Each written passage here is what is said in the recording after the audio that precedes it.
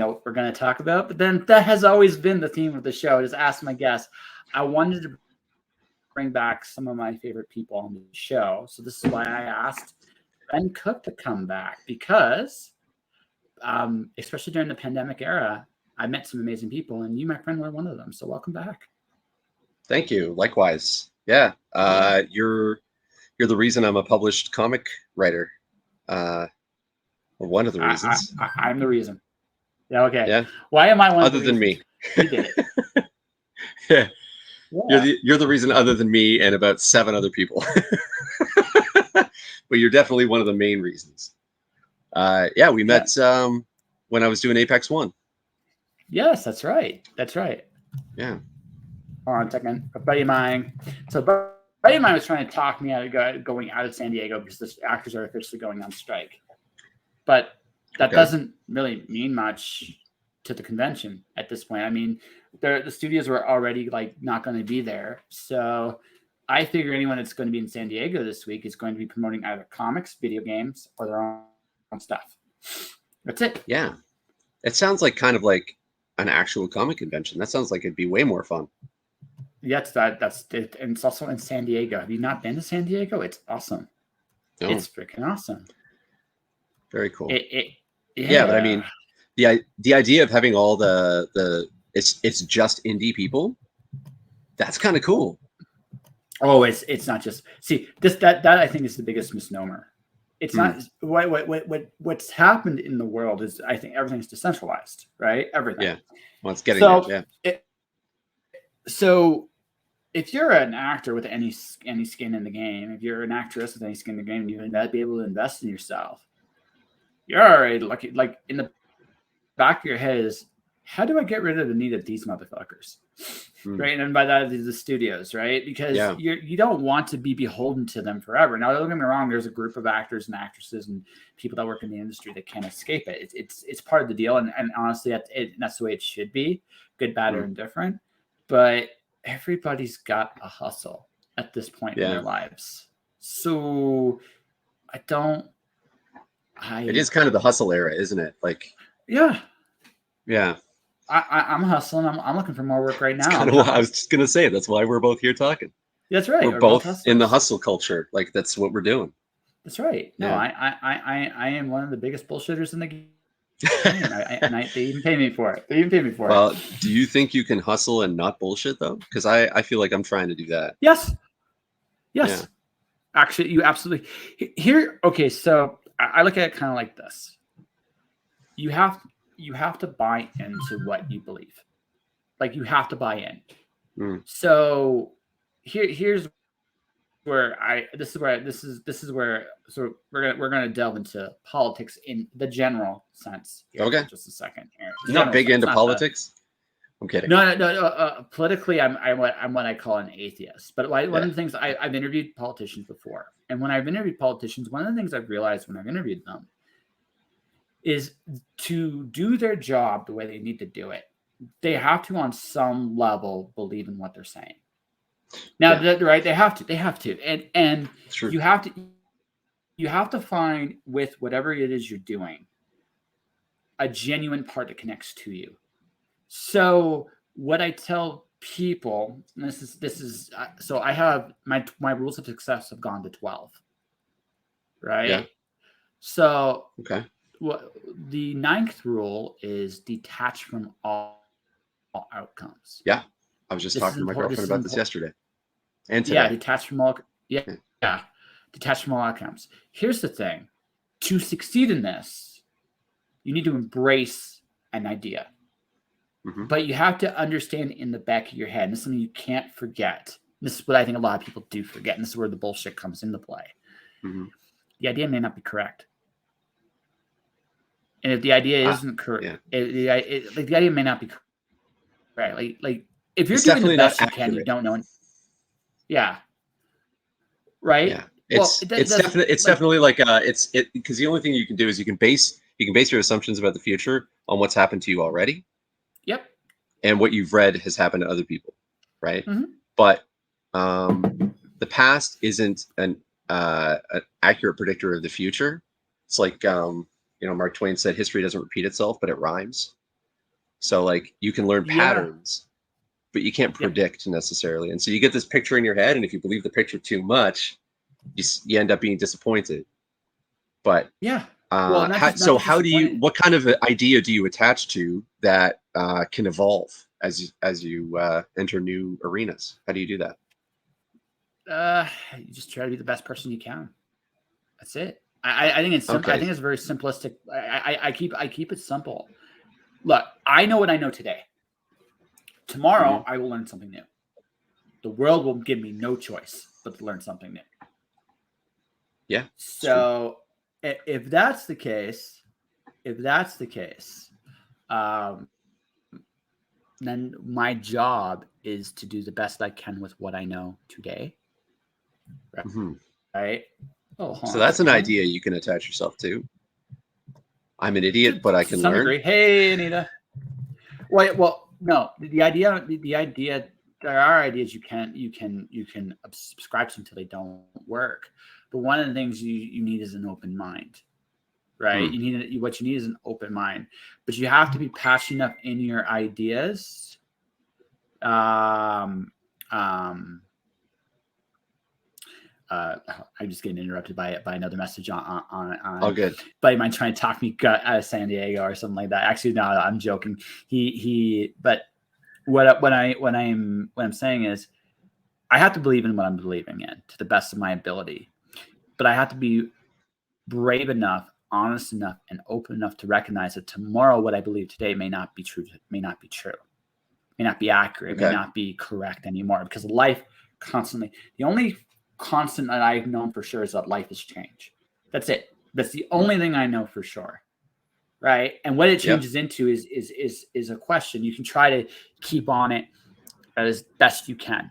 And that's it. That's all I can do. All I can do every day is be the best person I know how to be.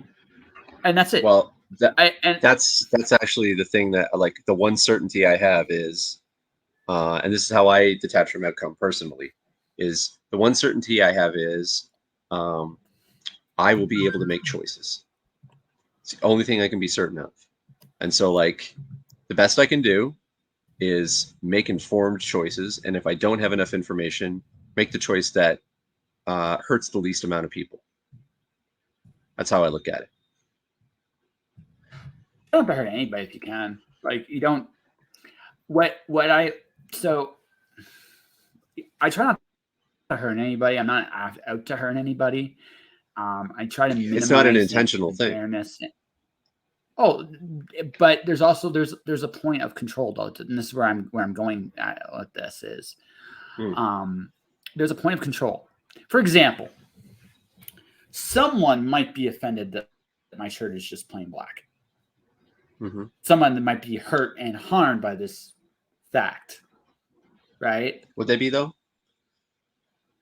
By you? I don't know.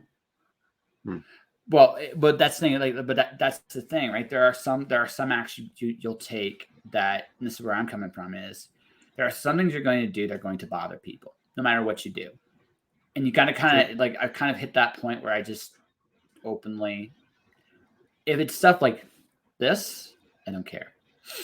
Right? I don't deliberately go like, if someone's telling me like, okay, I'm going through a mental struggle right now, I need you to back away, and they're setting a boundary, I try not to cross those boundaries. Right? Yep. But there's a deliberation there. The rest of this is all about, I'm going to just shut my damn phone off. It is. I've been doing this more and more in my life. I am loving it more and more. Is I'm shutting my damn phone off when I don't need it and don't use it. So the issue is like, when you have to make a decision about where you stand, and you have to make a decision of what you believe in and buy in. You got to be a big enough man to acknowledge, or woman, or whatever gender you identify yourself as at this day and age. You have to be a big enough person to acknowledge that the ideas you have may not be correct, but you got to believe in something, and you got to go for something to the best you can. And as long as you are not giving everybody that same freedom, right? As long as you're doing that, I think it's okay. And if someone gets bothered by what you stand for, Oh well. Like that, and it may sound callous, but there's a point I can't control it anymore. You know. That's fair. That's fair. Does that make sense? So yeah, it does. It does. So we originally started talking about San Diego, Yes. right? So how does this tie into San Diego? Well, San Diego is going to be me. Actually, San Diego for me is all about rolling with punches. That's what this has been about.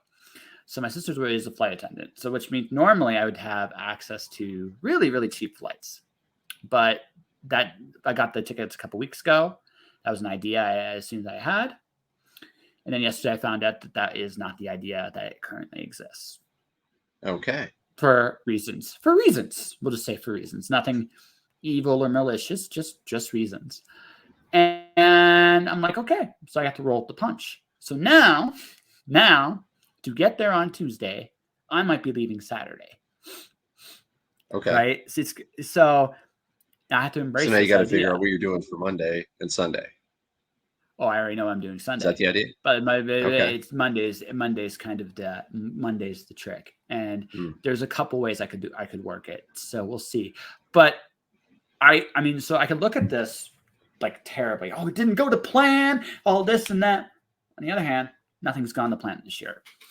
And one of the things that happened this year was I'm not going to go on the road on a regular basis like I wanted to by the end of this year. It's going to be next year, right? And that's fine. Like I'm not married to the time. I tried. I did everything I could. The reality is I have too many comics to get rid of, Ben. That's the problem. I have 3,300 comics to still move. It's just that's a lot of fucking comics. Right? Yeah. And I've gotten rid of 200 so far. I've gotten rid of 200 so far. So 200 down, bunch more to go. But anyway, a handful. Yeah, quite a bit. So while I'm slowly whittling it down, what's happening to me is that okay, I've accepted that idea. So San Diego is a very interesting opportunity for me in that I can actually do. I've already started doing my Patreon. Like I've done my version of the travel show. I've already started it. Well, now I can take it to another level. Next week, I could actually do for 1 week what I planned on doing. Right? What I planned on doing for the year. I think it'll be a great experiment. If nothing else, I will learn something. And yes, definitely. If nothing else. Now I might get my ass kicked, but damn it, I got plans. I'm going to meet Victoria Aveyard. God damn it, I love her work. I'm going to meet Brody King of AEW because damn it, I wanted to bullshit with him about metal and magic, right? And I'm going to meet other people while I'm there, and that's the plan, the scheme, the drive. You know what I mean? So because So as someone who has anxiety, how do you not have anxiety about that?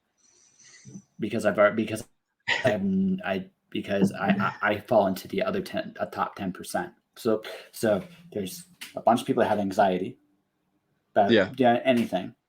Then there's there's people that have average, like nervous, and I'm nervous too. But sure, I've learned this a long time ago.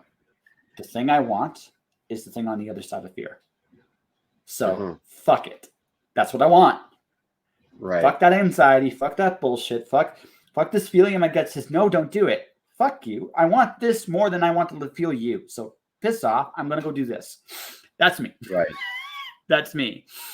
Right. Yeah. I have a very real, that's my relation. So the other thing too is I've had so many things in my life. I've been through a lot.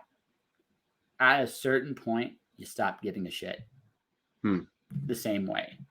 This is why I joked I'm going to be a supervillain when I'm 50. Because I did. Only 50? It's going to take me that long. You can get started now. Yeah, I don't have the money yet. Let me get to the money. I'll get the obnoxious red cape. I will hire somebody to carry the obnoxious red cape. I will talk to myself in the third person. I'll be like, amazing. Hey, Josh does things only as got a plan. The reason, like, you only got one life. Like, I don't have. This is gonna sound callous, this is going to sound callous on one hand. I only got one life. I don't have time to feel, to hesitate, because there is no tomorrow. If I miss this opportunity, what am I going to? So when I was 13, 14, I had a crush on my sister's friend. Her name was Shannon Cannell. And at 41 years old, I still remember Shannon Campbell. Really liked her. Wanted to ask her out, never had the guts to do it. So it was far, far too late. But door was there. The interest was there. I didn't do it. I made myself a promise at that point in my life that I would never have to do that again. So Shannon is the reason you are who you are. Shannon's one of the reasons I am who I am. Yes. Yeah. One of them, not the only. Yeah. But one of them for sure. Because that I started thinking about. Sorry, go ahead. No, go. I was going to say, I've started thinking about things a little differently. I used to be very fuck it, you only live once, and like kind of just jump head first into life. But I've kind of got a different perspective now. I kind of see, it's like I was saying before when I first came on, that like you're one of the reasons why I'm a published comic creator, and you were like, it was you. Like it was me, but I had signs along the way that people were pointing out to me that this was so. This ties into your thing about if you have an idea you believe in. The idea I believe in is people are honest when they compliment you. So I always pay attention to when people compliment you. And I think that's the best way to know if you're on the right track. Is like, even if you're not good at something, people will tell you, like, considering you've been doing this for X amount of time, that was pretty good. And that's usually their way of saying, like, keep it up. If you got something here. You know what I mean? So I'm more oriented towards other people now than I am about myself, what I want, I guess. I think I'm looking at it a little differently now. Okay. Let's go. But let's make sure. You might make sure if you do it for the right reasons. And what I mean by that is sometimes we get scared of what we need to do to go to the next level. So what we sometimes will tend to do is try to find other things to tie us up. That doesn't mean that like there isn't like a community consensus or consciousness. There are people that love building communities, but some people love building communities because they don't want to necessarily stand out. And that's fine if that's an honest thing. But is it because, and this is where I'm asking this, if you've shifted to community, where does it come from? Like what's the shift for you? Like why did you go this way? I think for me personally, I've seen the results of focusing on me at the expense of other people's feedback. Like I'm not saying I need to go into the I don't think in binary, right? So like I don't think it's either individual or community. I think there's like a place in the middle where you are a part of a community, but you also have your own needs to be served.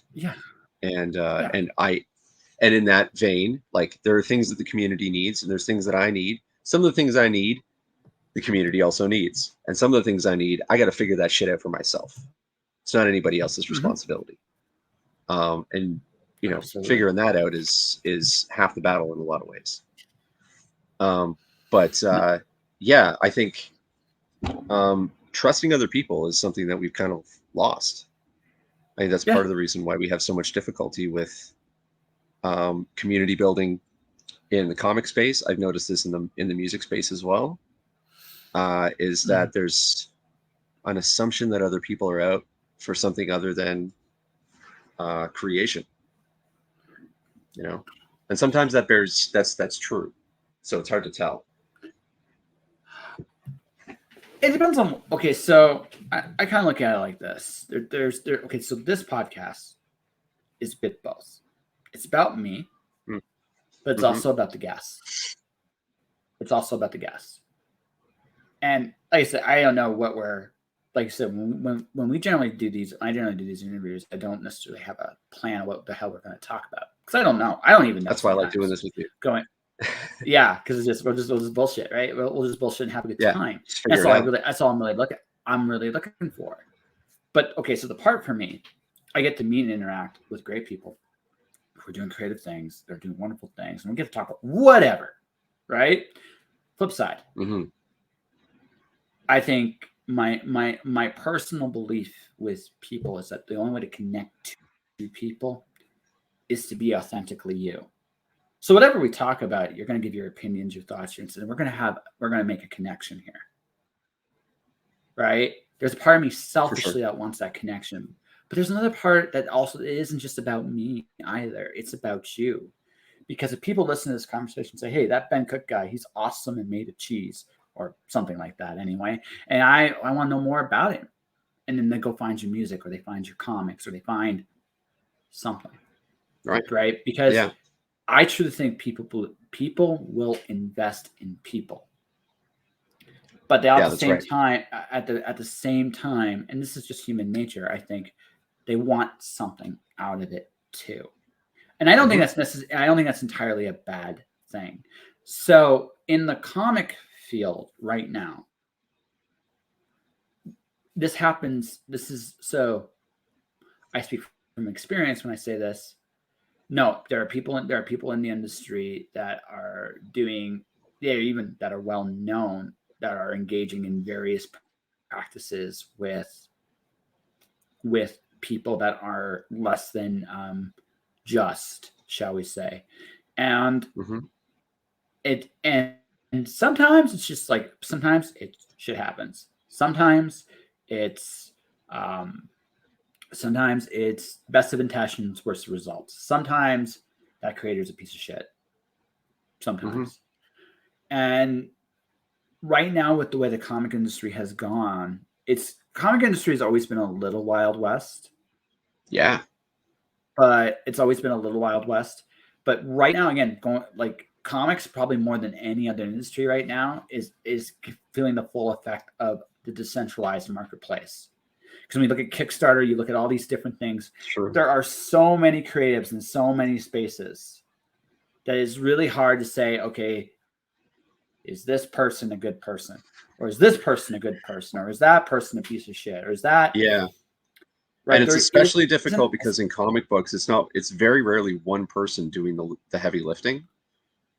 There we go. A lot of times it's like a team of people. So there's a writer, an artist, a letterer. There's multiple cover artists. There's a colorist. There might be an editor. There might be a co-writer. And then if one of them's a piece of shit, what do you do with that comic? You know what I mean?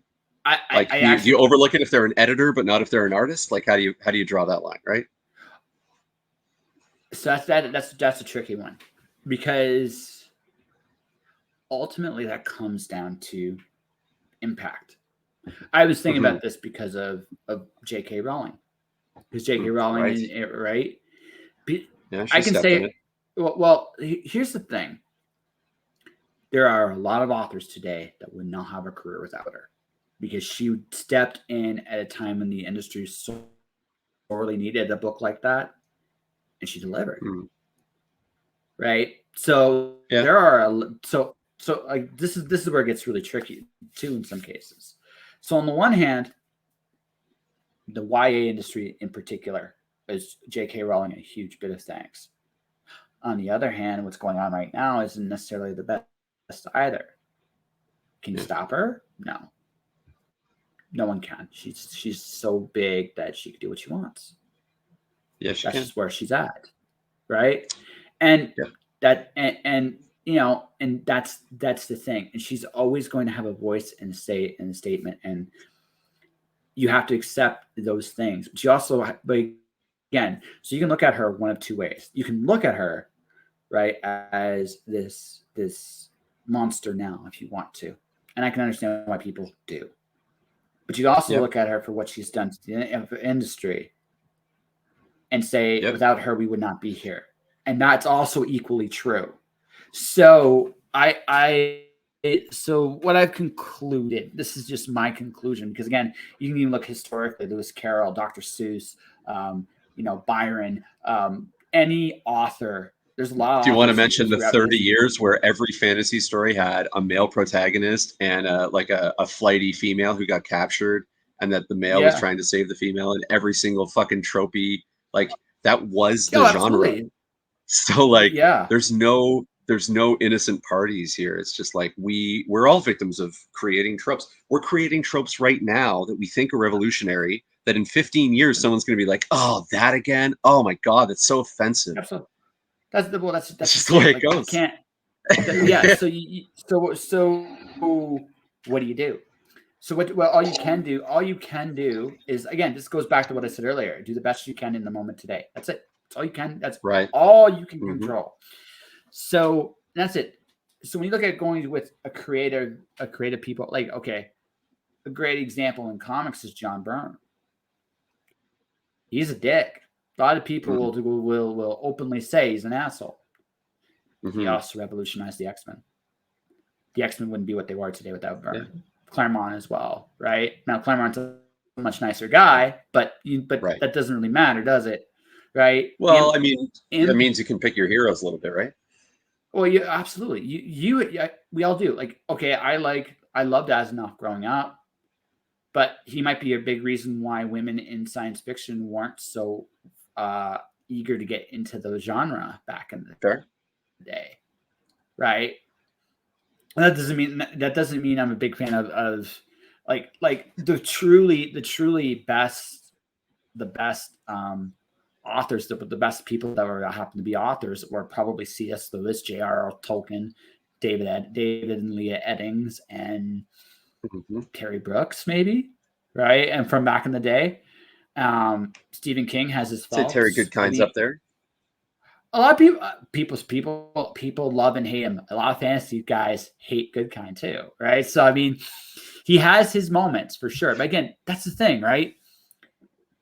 You will find that, especially today, it's hard not to look at somebody through like this perfect lens, Hmm. right? I had somebody come on the show about a month ago, 2 months ago, Yeah. and oh no, a little bit over a month and a half ago. She just liked that experience so much because we ended up going into the trucker strike and vaccine stuff, and we both were on Oh, different okay. sides of the equation. For the record, I'm Right? good. We can talk about that all day. No, totally no. I look like a genius now. It's fantastic. But but I mean,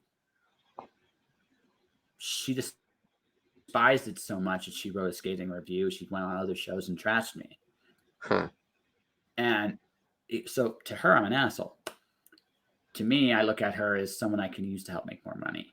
And again, that sounds incredibly callous, but at the same time, I'm looking at this. I'm looking at this honestly.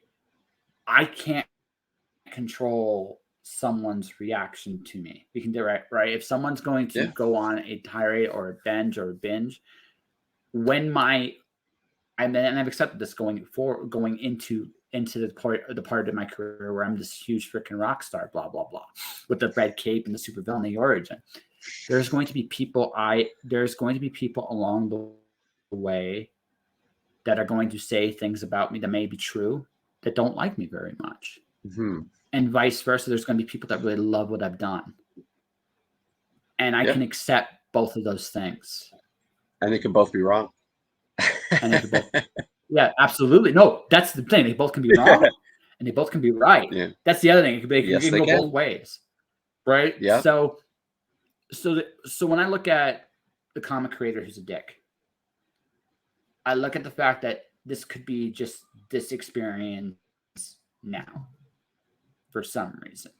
Maybe someone's dying in the family. Maybe hard times are afoot. I don't know. Oh, for sure. Right. I don't know. And I'm a big enough guy to realize that, and I may never want to work with them again. That's also that's I'm totally free and clear to have that opinion. Mm-hmm. But I'm never going to go out. Like, I have talked about things with clients in the past, but I've never mentioned them by name. And the reason why I never mention them by name is because that is my experience with them, and they can't defend themselves here. Yeah. Right. That's right. And they might be, and the thing is, with somebody else, they might be the best thing ever.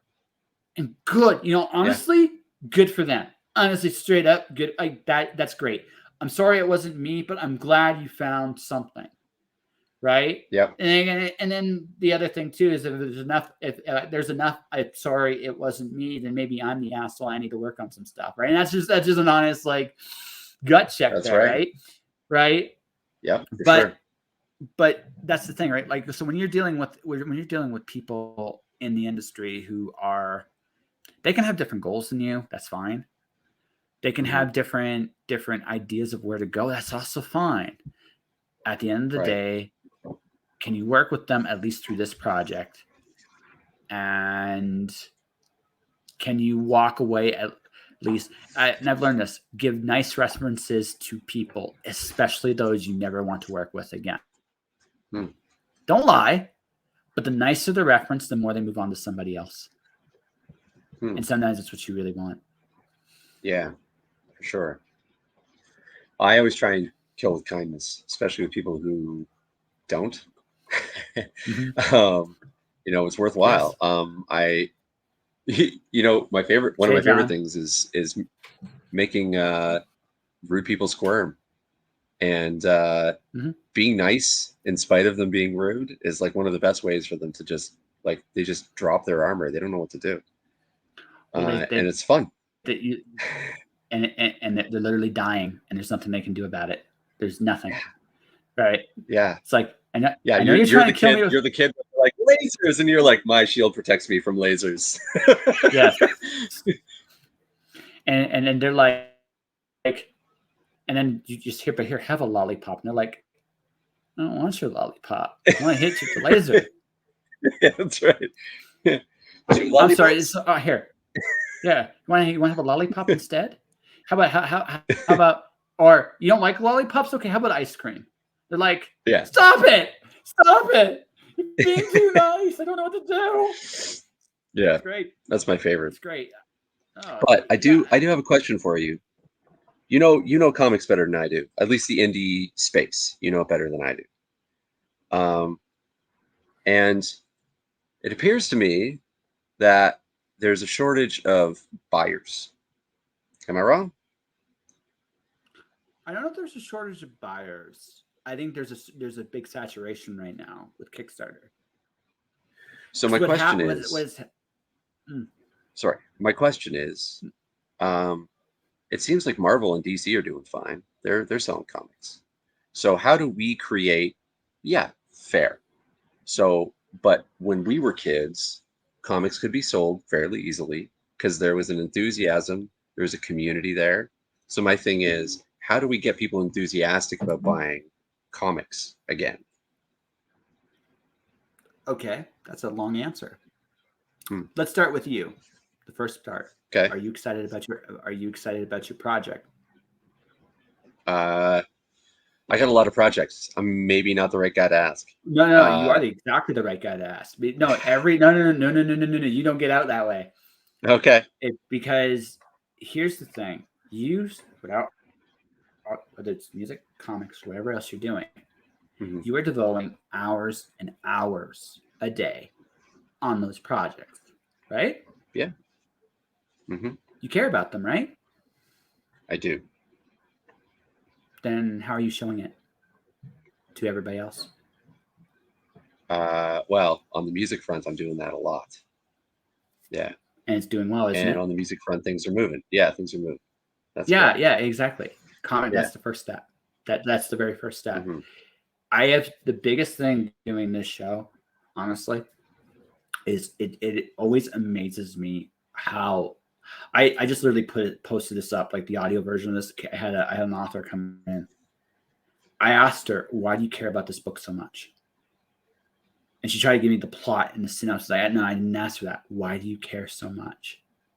I think one of the biggest problems today with a lot of creatives, this is the first thing. It's not the only problem, but I think it's a big one. It's a big shoot yourself in the foot thing. I think a lot of creatives do, is you care about your work, but why aren't you talking about the things you care about in the work? And being that, because there's nothing that brings enthusiasm to a product more than your own enthusiasm about it, right? That's There's true. nothing. That's true. Right? There's nothing. If you're jacked into it, people are going to be curious just because you're jacked into it. When you hear me talk about me going on the road, I'm excited, legitimately excited. You can hear it in my voice. Yeah. That enthusiasm is huge. And I love creatives. The biggest shot in the foot a creative does to themselves is that you got your own comics. You don't talk about them enough, Ben. And that's not just you. It's not just you. That's It's true. everybody, right? First step. Yeah. And ultimately, the most important step. One, you got to be enthusiastic. You got to be the most enthusiastic. You should be the most enthusiastic person about your work. And if you're not, something's wrong. Right. And that is the biggest mistake a lot of creatives make themselves. This is the one we're going to talk about, the stuff you can control right away. There's other issues, but this is the absolute biggest. Right. Be enthusiastic about your work.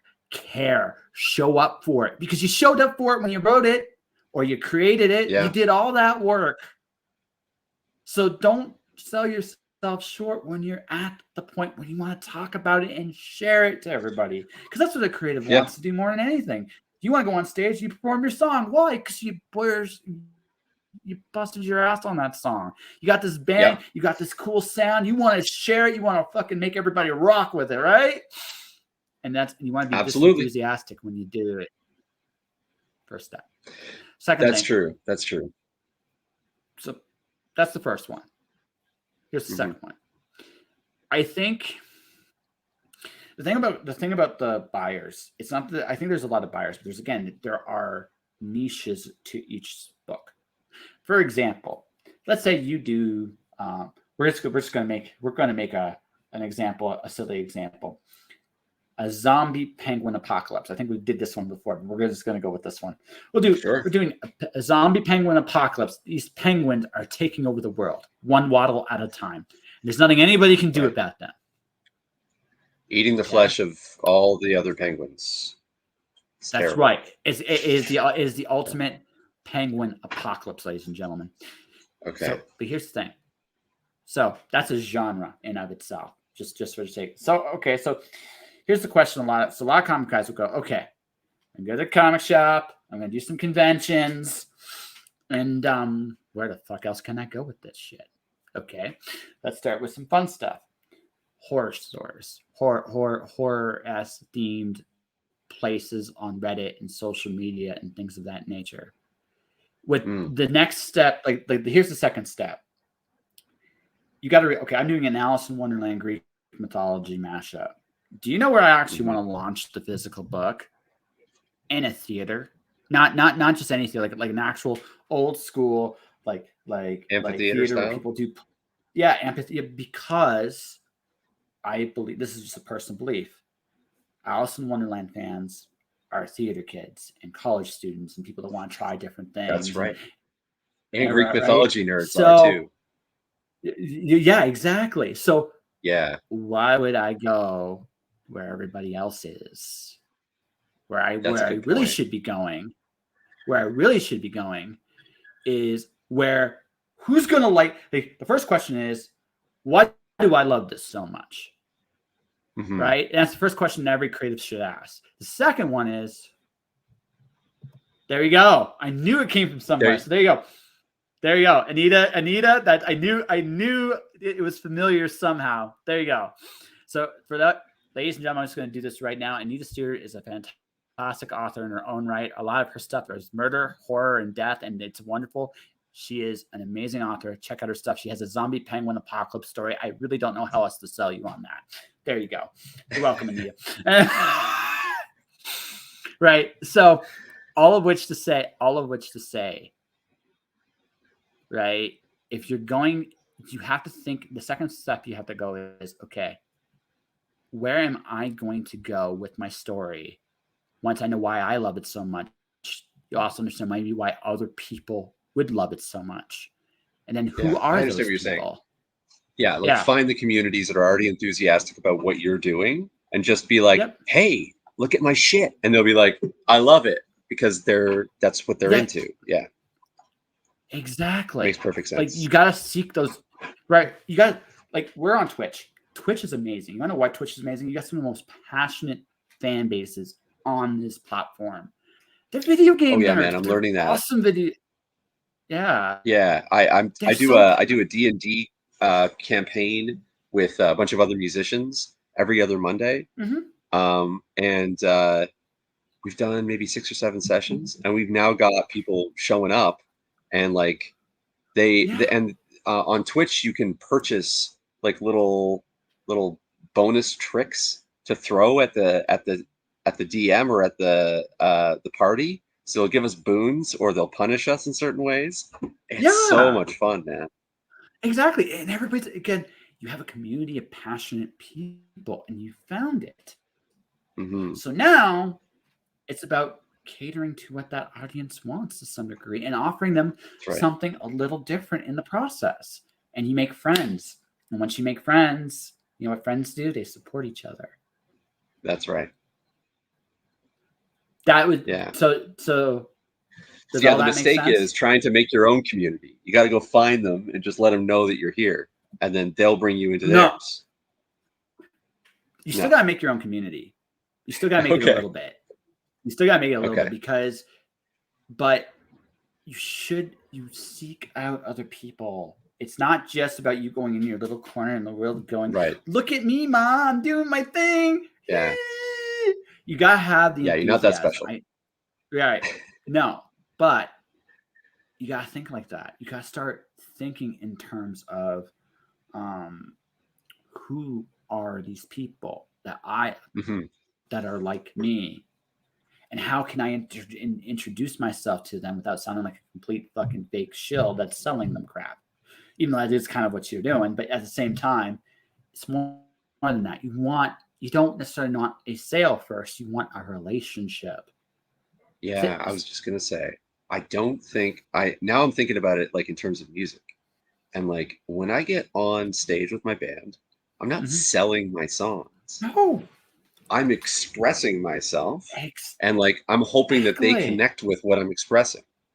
And like why are we Mhm. approaching other art in a different way? That's really what it is. It's like why should you read my comic?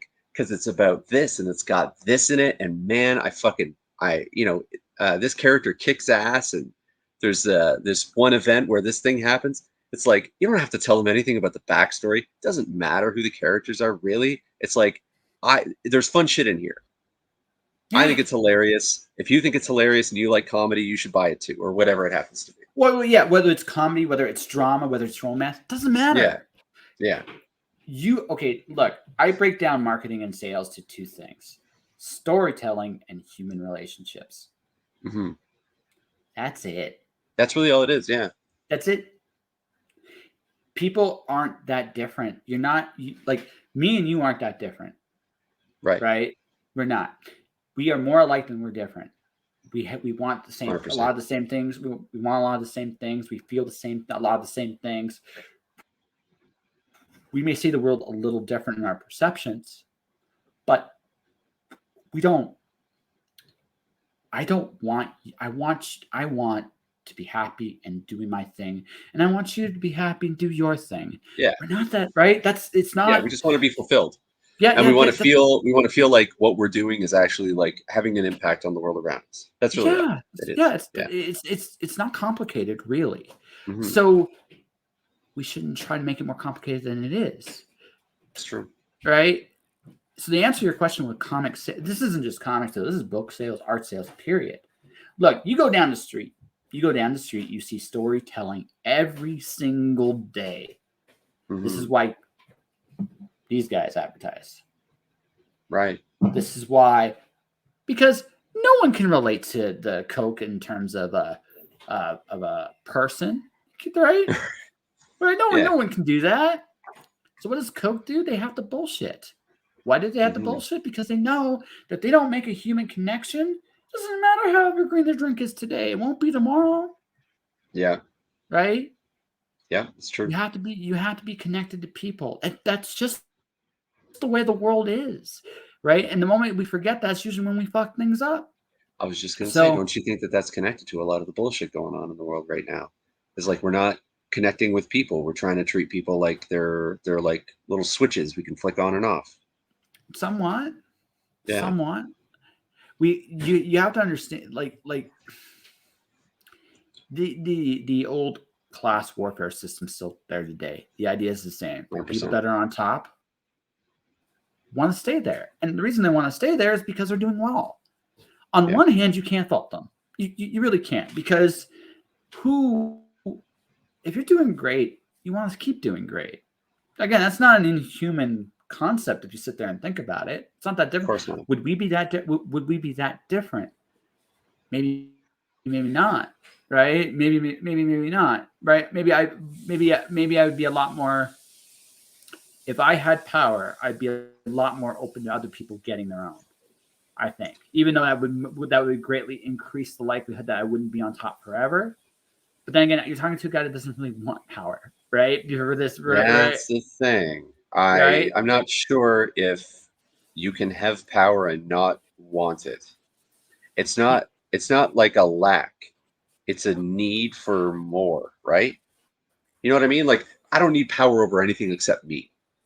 As soon as people start So, relinquishing my power, we've got an issue. But otherwise, I really don't so, give a shit.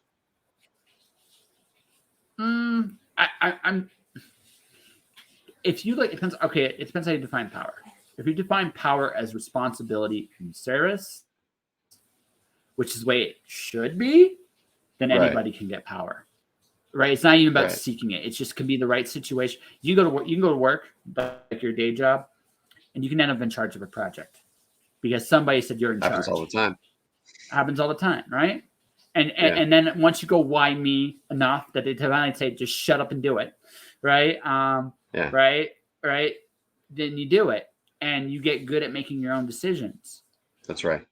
And then what ends up happening is you trust yourself, and you should, right? Mm-hmm. Because you've proven it.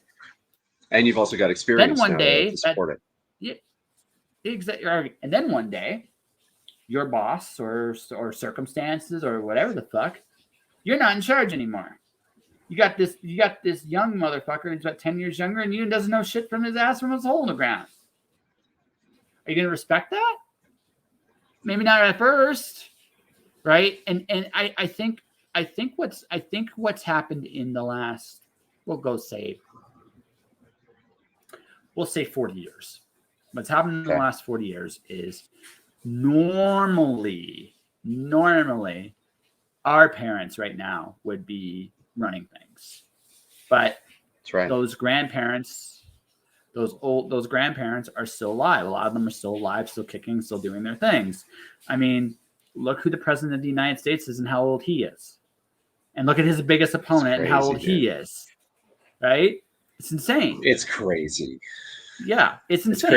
It's crazy that two 70-something-year-old men are making decisions for 20-year-olds. That's ridiculous. Like, no, that's fucking insane. That's fucking insane.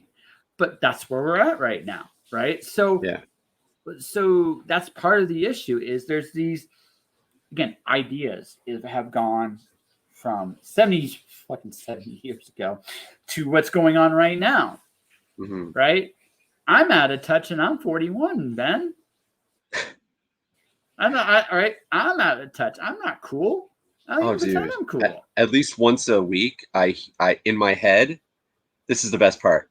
In my head, I hear a Simpsons line, like a Simpsons scene, that none of the people I work with will even recall, and so I just play it through in my head, and it's super relevant to the moment, but they don't understand it, and it literally is the scene I'm picturing, which is when Grandpa comes in with Homer and Barney when they're young. It's like a flashback. And Grandpa says, I used to be with it, and then they changed what it is. And now what I'm with isn't it. And what's it is weird and strange to me. And he goes, it'll happen to you. And I keep hearing that in my head. And it's hilarious. And if I told my friends that I grew up with, they would laugh their ass off. He'd be like, you remember that scene with Grandpa? And they'd be like, they would quote it to me. But I try and do it with 20 to 30-year-olds. They're like, I don't. Simpsons. I don't know. And I'm like, Simpsons hasn't been funny since we were kids, man. I mean, it hasn't really been funny since we were kids, or yeah, relevant, or cool, right? But I mean, yeah. that's the thing, right? Is we have so many different ideas going on in the world all the time that connecting all of them together is insane. Can't be done. Mm-hmm. But what should exist is a platform where everybody gets to speak their own ideas, because we can all compromise a little bit. But that's not what the world is Yeah. right now. Right? Well, Now in but Canada, how? we What don't. do we do? Well, Going back to the individual choices thing. you have a decision to make. So this is each individual has this decision to make. What are we willing to lose? Because if we're going to go for something, let's say we want more say, the possibility Mm-hmm. is you're going to have to give up the fact you're going to have to give up what you have now. You got to be willing to risk it all to get that. Do you want to? See, I Because think about that's it the what they opposite way. did. Mm. I think about it as, what are you not willing to lose? Like, what Mm. is off the table? What is the thing that if they said that's gone tomorrow, you would be like, the fuck it is. And that's your line. Because like that's I think that's the basis of like how you figure out who you are. Because everybody has a different thing they're willing to lose. But there's some universality in what we all would draw a line on. Is there? You sure about that? I think somewhat, yes. I Okay. think so. I think what we get confused about is the particulars of what that is. So I think we all have a moral compass. Every one of us Mm-hmm. does. There's a point inside of us when we say enough. Right? Like, this is Yeah. wrong. We can't keep doing it this way anymore. But I think for everybody that's a different thing. But I think also the reason why I think it's the other way, and this goes for the reason why I think of it the other way, is it's about comfort. We're comfortable. By and large, especially in North America, we're still relatively rich compared to the rest of the world. We're not as rich as we were. I go out in the streets of Calgary, I can see there's a lot more people out there than there used to be. But even to compare, but still Yeah. compared to some other, Everywhere. yeah. But the thing is, but not enough of us have lost those things. Because if enough of us had lost those things, we all would be. Not enough of us care enough about that yet, and that's the problem. And that will only change when there is more of us on the street than there is more of us with a home. Now, I could see that day coming. Unfortunately, I think it's a lot closer than I think a lot of us want to admit. I'm Right? with you, man. But I can see that day coming. But until we get to that point, I think are you willing to give up what you have for something more? Are you willing to fight for it? This goes back to strikes. Now, this isn't like just standing up to governments. This is strikes. This is the right to go get things, to have responsibilities, to have more. This world, what I've learned as a freelancer is, if I want to get what I feel I'm worth, I must be willing to fight for it. I must be willing to take chances. I must be willing to lose what I have, not even to gain something, but just to have the hope. I have to take risk. What I find with a lot of people today is they may not like what's going on, but I don't know if people are ready to risk what they have and possibly losing it all. And we haven't. And until we get to that point, I'm not sure we're going to be able to change things. But once we get to that point, Then it's about figuring out what that line is and where it goes and how it works. But I think we have to all come to the conclusion that what we have today isn't good enough. And I don't know we're there yet, because if we were there, we'd give this up in a heartbeat for something better. I think we're already. What I see, because my day job is blue collar, right? Mm-hmm. So I deal with a lot of working class people who are historically not from wealthy families, and Mm-hmm. if they have wealth, it's usually hard earned, and Mm-hmm. and they're not willing to relinquish it anytime soon because they know what not having that means. Mm-hmm. And what I see is a lot of people are checked out. They don't want to do Yep. this. They don't want to be a part of a system that only like takes and doesn't give back. Mm-hmm. It's very parasitic, the relationship we have with our governing forces. And Absolutely. I think I think we've also lost sight of how much power we have as individuals when we come together. Oh, absolutely. Yeah. And I think that's why I'm interested in like indie art communities, like comics, music, uh, um, dance, and there's like we have a thing here in Toronto called Art Battle, which is super cool, and it's like a bunch of artists get together and there's a huge competition. They'll have a DJ, and then they'll like basically like live improv a bunch of art, and then there's a bunch of judges who choose the best one, and it's this thriving community. And I think that those places, the places where creatives live, in whatever capacity that is, that's where the change starts. And it's usually very quiet. Mm-hmm. No one really notices it.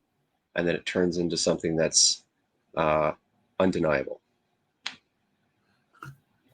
So what great art does is it creates a feeling. It Hmm. inspires an idea. It makes you question how the world works today. I love Yeah. science fiction in the day for that reason. Like I really did. Like for me, um, reading Asimov, Bradbury, reading Heinlein, reading Zelazny, reading Spider Robinson's, reading some of these people that have pondering what the future could look like. Yeah. Um, challenge when I was a kid, back in my day, they would challenge the status quo of the system, and they Yeah. would question how it works and why it works the way it does, and show possibilities of what tomorrow might bring. Whether you agree to disagree with them, they at least thought things through. Not just them. There's lots of Hmm. other ones. Ursula Le Guin, Ayn Rand. So many people had ideas of what the future could be, what the world could become. Yeah. Somewhere I mean, along the that way, ultimately that's what Huxley was doing too, right? Huxley, Orwell, right? Yeah. Silverberg, right? All of them. Like you can name. Science fiction is the dream of what tomorrow could bring, and that's why I was so Yeah. fascinated when I was younger, because I still love a good science fiction tale. I'm reading one right now from Brandon Sanderson called Skyward. It's really, really fun. Spence is a really cool character, but I don't Cool. know. I don't know. Um, it questions the same ideas the same way. I think to some degree, and this is gonna get me, I'm sure, in trouble someday.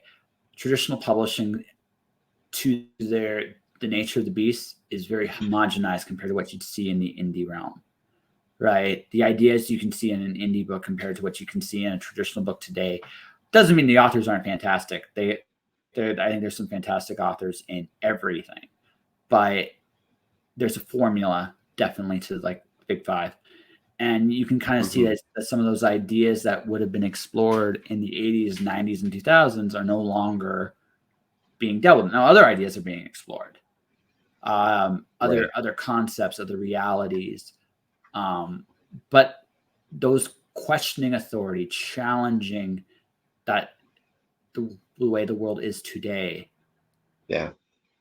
um, It's not there the same way. Now today, I go to an indie books. I can go to indie books, not just in comics, but also in even music, and I can see people are still pissed off about the way the world is. I can see that the idea that they want a better change.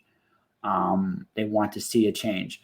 Last time you were on here, I think I mentioned my two favorite albums from in my 30s, which was Eminem Recovery and Avril Lavigne Goodbye Lullaby. They were my favorite two albums. I think you did mention this. Yeah. Yeah. But they're about that whole concept, both of them. They just do it differently, but they're both about that. And being pissed off at the world for the way it is and wanting something better. Right? Yeah. We want something better. But I think today the reality of the situation is we have taken to our leaders, our current leaders in the establishment of how the world is run and governed. They're basically it's an abusive relationship. I would actually more equate it to an abusive boyfriend or girlfriend beating on us on a regular basis just to take what we have and telling us to be grateful for it. And I think as long as my grandparents' generation still trust authority. My dad's generation is about half and half. My generation is about, I'd still say about half and half overall. It depends on which side is the correct. I think the generations coming up, assuming they don't get their brains bashed in by just the way the world is, by drugs or whatever the fuck else is that are prevalent in the world today. Social media, dude. Like, I can't even imagine what it's like to grow up with Facebook and Instagram in your life all the time. Like, oof. I'm secretly enjoying Threads for how simplistic it is right now. Right. I've glanced at it, but I think I need a break from everybody else. At least in the digital sphere.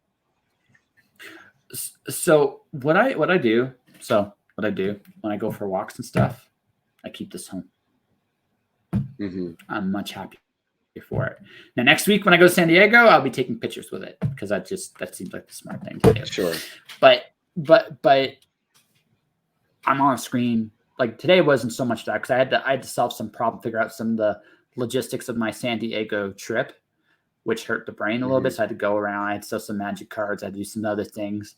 So I wasn't on this screen, but most days I'm on this screen a lot. I get sick of it very easily. So I try to escape it one way or the other. Yeah. I find it helps. I also find that like I avoid just dealing with certain people on social media. I don't block them necessarily, but I don't interact, and I find I'm happier for it. Yeah. The social media digital spheres are doing my actual like day job too, and I'm a handyman. Like, I'm a contractor. I fix things, but the phone has become an integral part of my day-to-day life just to get that done. And it's like, it feels inescapable sometimes, but then, I go play a show with my band and it's like, phone's in my pocket. I never look at it. I'm too busy having fun. So like, you need to get out. You need to kind of like escape the social world a little bit and get into the real social world. Well, you try to get into the real social world. Actually, when we're done here, I'm going to a bar. I mean, I promised someone I knew at a bar that I would put them in my current novel. Oh, cool. And I did.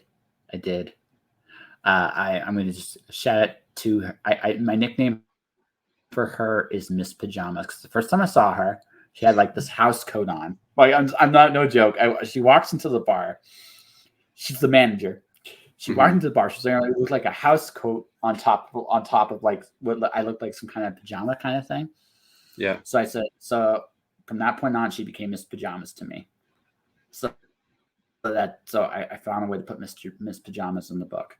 So that's what I did. So I keep my promises. I find that's an important thing. The reason I Yeah. don't get anxious, the other reason I don't get anxious is I've been embarrassed. I've been through all the rigmaroles of the ups and downs. But the other part of it is I make promises to myself and I try to keep them. I found that has killed my anxiety more than anything else. Yeah. Yeah, I agree with you, man. Yep, sticking to what you said makes it easy to remember everything. God, yeah. Yeah. Uh, let's see. Beyond that, I did something I normally would not recommend. I did a midnight move like last month. What's this? A midnight move. You know what those are? No, I have no idea. Okay. So long and short of it, my previous landlord was a dick. Again, could talk about impact and experience, but honestly, he was erratic last 2 months, and it was made it a very unstable home environment for just Yeah, not like I wasn't never in physically any danger, but just some of the tactics and mentality was just weird. And I I confronted gotcha. him about a miscue. I asked him about the last 2 months, and he's like, "Well, Hmm. nothing I've done in the last 2 months has any of your consideration on it." Now, keep in mind, I've been paying rent for the last few months. Like I've been Yeah, paying my rent, doing my thing. So right. when I heard that, I decided I was done because I Right. just was done. I've already been quietly putting my stuff out because other things had been happening up until this point. But I just Sure. basically said, no, I'm just moving. I quietly found myself a place to stay, moved out. Like Hmm. you talk about the other aspect of it is one quiet thing. The other thing I've learned about this a lot of people, no one likes saying the word no. It's true. Or yeah, no one likes saying it. And it's a good word. No is a wonderful word. No is a beautiful word because no is a boundary. No, I'm not doing Yeah, that. No, I don't want to do this. No, fuck you. Right? It doesn't necessarily have to be that hard, but right, I it's a know what you mean. simple little word. It's a simple little Yeah. word. I've hit again, I'm 41 and I've hit the point where I don't have to cooperate. I don't have to tolerate you. I don't need you. And if I decide that I don't need you or tolerate or have to tolerate you, then our relationship is an ongoing thing, not just whatever you assume it to be, Right. right? And if you decide that landlord was pushing boundaries nonstop for about 2 months, about a lot of different things. Part of the reason I put up with it as long as I did was simply because I was thinking about I was going on the road. So why rock the boat if I'm leaving? But once I made the decision Feel to you. stay, while I'm like, right, the whole thing changed. No, I don't have to put up with this. Right. Right? I don't care if he's the landlord. I don't have to. Everything's a Right. negotiation. Everything. For sure. And a lot of people don't think of it that way. Right? Yeah. I have a rule: don't quit. Right? But the rule should actually be is don't quit when it's hard. Quit when it sucks. You don't have to put up with anyone's shit. Anyone. Yeah. But that's that comes with practice, Yeah. right? People can always Yeah. walk, always, and you shouldn't take that for granted. He did, right? Hmm. He did. He said it was going to be too tough for me to go out, and he could do what he wanted. It wasn't. I found a place, got a place. Let's go, Yeah. right? Yeah. That's the thing. Some people will treat you uh, like their presence in your life is a necessity. Like your options are limited. They're the only game in town. It's never the case. It's never the case. There's a lot of road, and I've walked very little of it. I'm sure there's other people that would be willing to, take me in or help me out or whatever. Yeah, I've never thought, my girlfriend and I have talked about this recently, how, uh, when we first met, she comes from a little more of a formal background in terms of education and professional kind of pursuits. And I was always like, you know, poor. So I was like, is there a job? I'll do it. I jumped from rock to rock for a good amount of time. And so when we first started dating, there was a couple jobs that I had that weren't great. And I was like, I'm out. I'm not doing this anymore. And she's like, what are you doing? Like, you need a job. I'm like, I'll have a job tomorrow. She's like, what? What are you talking about? No, you can't just because you don't like it. I'm like, no, no, no. I've already talked to a couple people. I already got something lined up. It's fine. She's like, are you sure? I'm like, yeah, it'll be fine. And then I'll get a job and it's like same pay or better. And I'm doing something else that like developing a skill that I previously didn't have. And party continues on. And then, you know, things start changing in that job. And people like, I'm sure you've noticed in your time, there's honeymoon phases. And Mhm. and then people start showing you who they really are. And sometimes, you have to start asking, where's the rest of my paycheck? Or um, why did I get scheduled when I told you that I can't do that? That kind of thing. And if that becomes too consistent an issue, even if you like the job, it's like you got to start finding other stuff. My girlfriend would always have anxiety around me finding new work, and I never had an issue. And it was because she had a scarcity mentality where it's like there's only so many jobs out there, and you need to be committed to earn the one you've got. Whereas mine was an abundance mentality, which is like I have the skills that everybody's looking for, and those skills are in demand. So I'm fine. It's not necessarily about me. It's just about the market I'm in. I don't have to think too hard about finding another job. But the thing is, the But more money you make and the better you get, the more scarce the opportunities become. So you have to be a little more strategic. The thing there's is, you can still have that abundance mentality while you approach it. I the only thing is it comes down to what you want. This is the other thing Hmm. too. It comes down to what your goals are. Right this minute, I have a side gig at the Saddle Dome, so I get to go to all the events. I'm usually working them, but I get to go to all of them. I get to see them. I'm actually going to be at the AEW wrestling event this Saturday. It's my last working day before San Diego.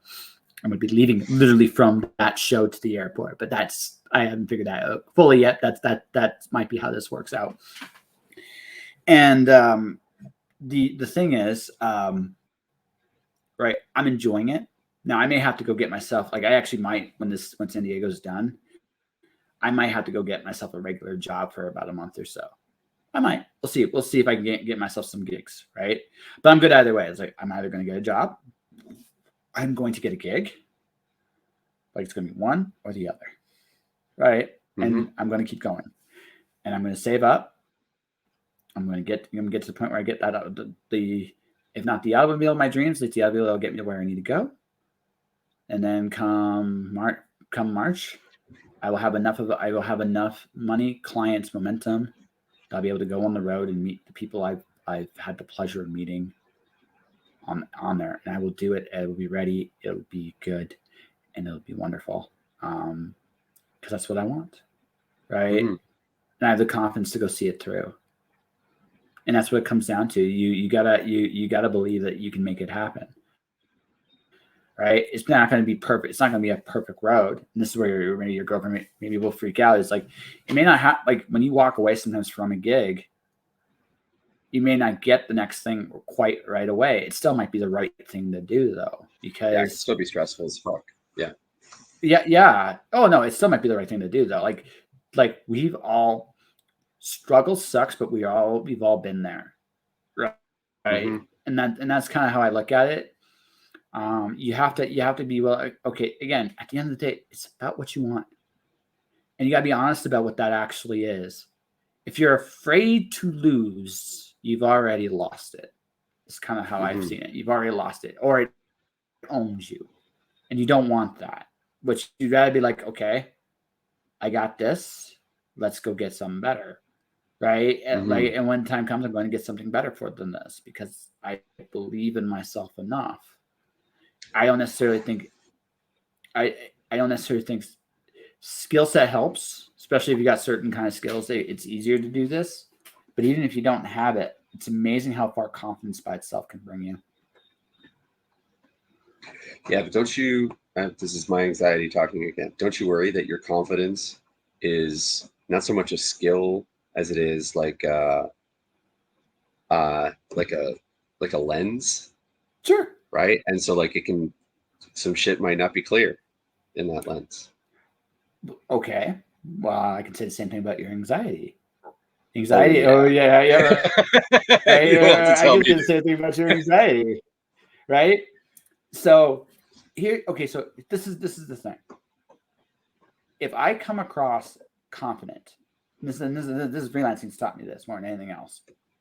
Mhm. If I come across confident, the more confident I am, the more money I make. It's Right. it's honest to God, the truth. Right. Right. When I'm not confident, I struggle. When I am confident, it draws people to me. What I've learned, so I can be an idiot. This doesn't mean I know what I'm doing. Like that's the confidence doesn't Right. guarantee that I'm going to bat 1,000 with this. But what it does guarantee me is it's going to make people pay attention. And you need that as an artist. You need Yeah, that it's as an true. athlete. You need that as a musician, right? You need that no matter how you want to look at it, that confidence is an absolute necessity. Now, does it warp your perceptions of reality? Sure. So does anxiety. So does cynicism. Yeah, So does negativity. So does depression. So does they all warp your worldview. So you got a choice, right? You can. So to some degree, you have a say in that perception, that's right? true. Yeah. Yeah, you can choose to buy into it. You can choose to uh, ask other people their opinion or just change your the way you're thinking about it. Yep. Yeah. This comes that tricky line. This comes that tricky line we talked about earlier. I think ego is probably the trickiest line of all. You need an ego to get noticed. You can't escape that truth. That's true. But it's not your ego that gets people to come back. That's the thing that a lot of artists, again, going back to something I said earlier, you need to be enthusiastic about your work. You got to have that, and you have to have the confidence to be enthusiastic about your work, however that looks like, right? Whether you're on stage jamming, whether you're at a convention selling your comic. So you need ego in both. But it's Hmm. not your ego that people are going to stay for. That's you. It's true. Yeah. And that's the trick. Your ego will open doors, but it's your ass that caches them. Mm. Right? Right. The caches, right? That's what it comes down to. And yes, sometimes you can be a little lucky. Sometimes you can be, but what it comes, right? So you can't let that ego get out of control. That's the thing. One of my favorite cartoons of all time is Darkwing Duck. Yeah. Okay? Love Darkwing Duck. Great cartoon, right? That It's was a great oh cartoon. dude, that was one of my favorites when I was a kid. I am the terror that flaps in the night. I am the wrong number at 3 a.m. I am Darkwing Duck. I did. That is an actual legitimate one. I have been brain damaged as well. That's okay. He's living, but here's the thing. He's a good example. His ego got him in trouble more often than not. A lot of his downfalls is his ego. But ironically, it's his ego that gets him to the door. Right? So it's a really tricky Hmm. thing. Right? He wouldn't have the balls to take on Megavolt, Liquidator, Bushroot, Negaduck, any of those guys if he didn't have an ego. Now, He doesn't know when he's in over his head, right? That's his downside. But the Mm-hmm. upside is he's willing to be there for anybody about anything. And that's what makes him such. It's one of the two biggest reasons he's such a great hero. The other really good reason is Goslin, right? And that's the heart of the show. But he needs that ego a little bit, or he never would fire that gas gun. Yeah, but doesn't he need Gosling a little more though? Oh Like the no, ego gets him in absolutely. trouble. No, absolutely. No. Goslin makes him better because Goslin brings out Yeah, the absolute best in him. Right? That's the thing. right. That's why that show was so amazing. So my favorite scene, my favorite episodes is still honestly still the pilot, because the pilot, the lullaby scene with Goslin is my favorite thing in that whole show, because you can It's been literally forever watch since I've those seen two. it. Yeah, so it's the very like the pilot's part. It's the pilot episode, Darkly Dawns the Dark. So Goslin knows, it's like he finds Goslin because Goslin has a secret code potentially for with the grandfather's ray, but in the process of taking care of Goslin, they form a bond, a legitimate bond, and Mm-hmm. the scene that they did that was the lullaby. He became a different character after meeting Goslin, right? He was still Darkwing Duck before Goslin, but it's Mm-hmm. after Goslin that the best version of him came out. But he still had to, and heart of the show. My favorite stuff is always those two fighting with each other, but also being there for each other. It's just that whole show's like magic in a nutshell. So I agree with you Yeah, there, but but he but we all need that confidence to step up to the plate. Now that he had before Goslin, that's true. right? Yeah, But God, and yeah, also if right, he didn't have that right, confidence, Gosling probably wouldn't have followed him around for so long. Like he exactly. kind of No, gave no, her absolutely. the inspiration, right? Well, that's why she becomes Quivering Quack in the later seasons, right? He's like father, Right. like daughter in a lot of ways, right? Yeah. Right. So, um, but that's the whole secret, right? I use that example because Darkwing Duck is proof of what happens when your ego gets out of control. Because sometimes Mm-hmm. he is in over in his head, and he's in over his head, and there's nothing anyone can say to him. He just needs to get his ass kicked. That's he needs to be humbled. He doesn't have the humility. But Yeah. but again, the good that comes from that is it's part of what makes him so brave. So Right. How do you know when you're in over your head, though? That's the thing. Do you just find out? Are you just cool with it? sometimes, sometimes, Yeah, some that's where I'm at right now, dude. I feel but way in over my head, and I'm just like, fuck it, man. Tread water. You got this. eh. See that was, what are you afraid of? What am I afraid of? No, I mean Oh, you say you're over your just head, just trying to higher. I feel like I'm in over my head, but the thing is, uh, I got myself this far, and I can't deny Mm-hmm. that. Like, the thing is, things get more difficult the more they fall into place. Mm-hmm. Um, Opportunity is a two-edged sword. It's a double-sided sword. You have to accept that, like, when you take on a new opportunity, that things are going to get more complicated. Not just in that particular thing, but all the other shit you do has to. It's like you're not just juggling more balls. Some of the balls are spiky, some of them are covered in oil, and so they slip out of your hands. Now you're trying to juggle like in 5 different ways simultaneously. So you just have to Is that maintain all of it? and make sure you don't bite off more than you can chew. What's that? Is that all of it? Because I don't feel that's all of it. What do you mean? See, See, that is one way of looking at it. There's another way of looking at it. It actually simplifies things. You've accomplished something, and you've done well at something, and you know you can do it. But the trade-off is expectations. So, and there's also a little fear.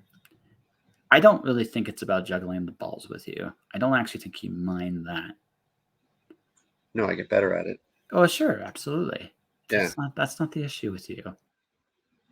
The issue with you is you don't. More than fear of failure is the fear of nothing you will do matters. You don't have that fear. You know better. You fear success because success is the unknown road. And the unknown thing about success is it changes you. You're going to become a different person with success. And the farther you go along that path, the more you will distance yourself from some of the things you were familiar with in some ways your whole life. Yeah. And so do you remember I said people were afraid to lose? So yeah. So we're gonna focus this on you. So to become, okay. to become. Whoa! What am I, the guest on a podcast? All of a sudden, what's going on here? Damn right. To become who you want to become, you must give up who you are. That's just the way it is. There comes a point in the journey where you have to walk away from who you are to who you want to become. And the thing is, if you, my friend, want to be a successful musician, if you, my friend, want to be a successful comic book creator, if you, my friend, that means you're going to have to walk away from some of the other balls you have. That's true. That is what I'm learning. Yeah, right. You're gonna have to. Yeah. So there's a biblical verse, and I don't know if you're a Bible guy, but this actually is a very true thing. For the new to come, the old must pass. Change is always the removal of the known into the unknown. Never is different. Success is the ultimate test of this because success is about now the added pressure of expectations. You can change. But the question is, do you really want to change? And that's where you and your imposter. See, this is where comfort comes in. Well, I know I want to change. Never had a problem with that. Do you? Yeah, the last few times I did it, it worked out really well. So now you hesitate. Why are you hesitating this time? I'm worried that I am not up to the task. And what happens if you're not up to the task? I have to get better. No, well, okay, no. Let's say you get your ass kicked. Have you not had your ass kicked before? Certainly have. Yeah. Then you know what that's going to feel like. I do. So you'll learn something from it, though, right? Yeah. The thing is, it's like, they say, like, you can take the chef out of the kitchen, you can't take the kitchen out of the chef. That's how I feel about this trepidation I have about moving forward in life. Is that, like, I was kind of forced into a circular kind of rut for such a long period that I turned the circle into a spiral, right? But now it's becoming less of a spiral and it's becoming more of a, I won't call it a straight line, but it's definitely curving towards something that I want. And now I'm starting to think, like, I'm still thinking in circles, but now I'm not traveling in circles.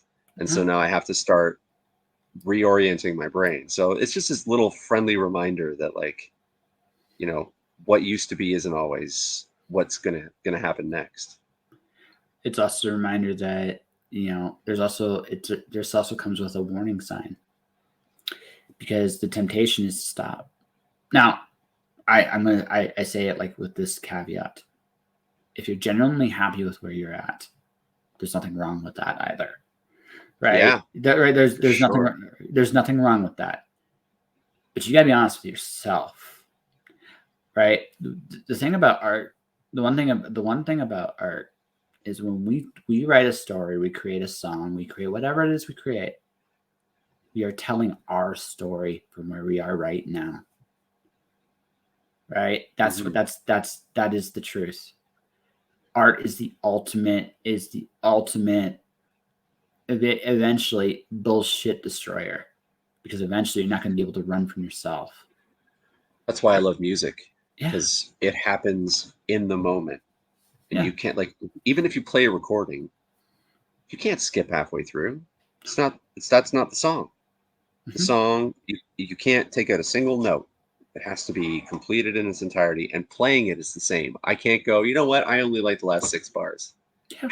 Like, no one's gonna sit and listen to that. I don't want to listen to that. I like the whole build up, the Yeah. entire processing. So the music is you, right then, right Yeah, there, right now. And if you're going to change, and the thing is, as you change and evolve, sometimes going back to an old song is more difficult. And the reason it's more difficult is because you're not the same person anymore. You have to find a yeah, new way to connect to the song, not just the way you did right. before. So with you, with where you're at right now there comes a point you can halt the progress of change to a point. To a point. Hmm. You can slow it down. You can't stop it, but you can slow it For down. sure. Yeah. Right? There's nothing wrong with that if you're happy. If you're Hmm. not, then you're cheating yourself. That's true. You're cheating. And Yeah. ultimately, you will pay. Well, what's interesting is, like, there's a part of my life that I'm very happy with. Mm-hmm. There's a part of my life that I wouldn't say I'm unhappy, but I know that I could be doing more. I Mm-hmm. could be improving. And the part of my life that I love, all the people that are a part of that, they all tell me you could be doing more. Mm-hmm. You could be better. Yes. And, like, not in a hurtful way, but just like, I see so much more in you, you know? Mm-hmm. And, like, that's how I know that this is all just anxiety. And that's kind of why I said that, like, checking in with other people is a good way of knowing if you're on the right track. Because there's been a few times, like, I haven't dealt with failure a lot, like, in terms of, like, falling flat on your face kind of shit. It's happened a few times, but it's uncommon in work environments for that to happen. Like, I usually just figure out what the job is and do it at least, you know, average. But I suck at sales. And I had a job where I was working for like a charity, trying to get subscriptions and get people to donate.